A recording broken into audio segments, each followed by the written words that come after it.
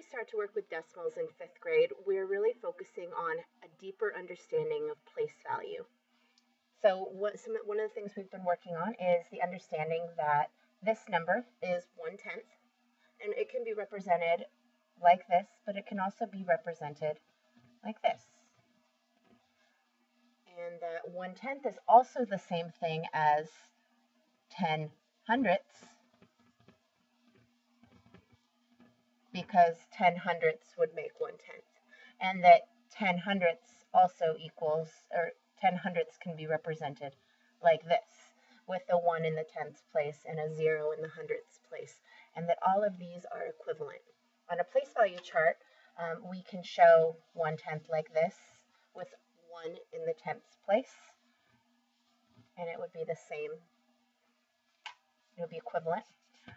But we can also write this using hundredths, and just the same way that if I had 9 ones, it would be like this, but once I had 10 ones, it would of course regroup to be a 1 in the tens place and a 0 in the ones place, or with a picture, or on a place value chart, it would be 1 in the tens place.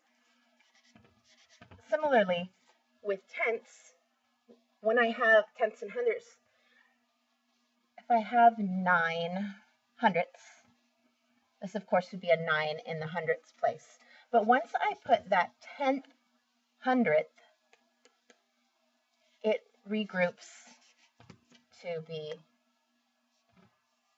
10 hundredths like that, or I'm sorry, this same difference.